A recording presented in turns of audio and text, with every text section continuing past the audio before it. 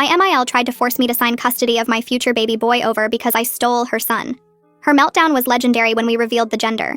My mother-in-law Diane had this whole theory about how I stole her son from her. She'd tell anyone who would listen that before I came along, Trevor was the perfect son who called her every day and visited twice a week. Now he barely visits once a month because I'm holding him hostage with my manipulation. The first time she brought up her solution was at a family barbecue 3 months after our wedding. She pulled me aside while Trevor was helping his dad with the grill and said, "I've been thinking about how to make this fair. When you have a son, he'll be mine to raise. You took my boy, so you owe me another one."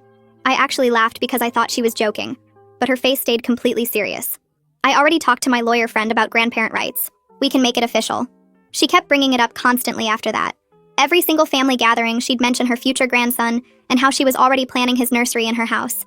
She bought boy clothes and stored them in what she called his room. She'd introduce me to people as the woman who stole her son, but would make it right by giving her a grandson.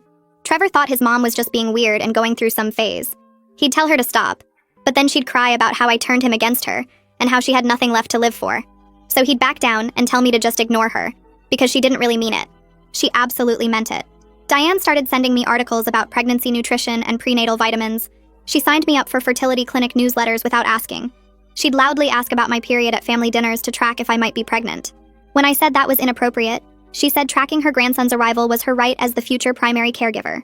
She actually created a contract on legal-looking paper that said I agreed to hand over my firstborn son to make up for taking hers. She brought it to Thanksgiving dinner and tried to make me sign it in front of everyone. When I refused, she started sobbing about how I was destroying her life twice, first by stealing Trevor and now by denying her a replacement son. Things escalated when she found out I was actually pregnant. Trevor had wanted to wait to tell people, but someone from my job saw us at the ultrasound place and word got back to Diane somehow. She showed up at our house at 10 at night with a minivan full of baby stuff, all of it blue. "I knew you were hiding my baby from me," she said, trying to push past me with an armload of boy clothes. When I told her we didn't know the gender yet, she said she had prayed for a boy, and God wouldn't betray her like we had. She started coming to all my doctor appointments without being invited. She'd just show up and tell the staff she was the primary guardian preparing to take custody. She told my actual doctor that I was just a surrogate carrying her son's baby for her.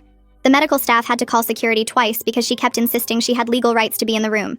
She joined pregnancy groups online pretending to be pregnant herself, posting about how her surrogate was being difficult, and asking for advice on getting custody of the baby immediately after birth. The climax came at my baby shower. She sent out invitations that said, "Celebrating Diane's new son," with no mention of me at all. The decorations were all pictures of Trevor as a baby with signs saying, "Getting my baby back," and "My second chance." She'd set up 2 gift tables, one labeled Diane's baby, and one labeled the surrogate. When guests arrived, she thanked them for supporting her journey to motherhood again.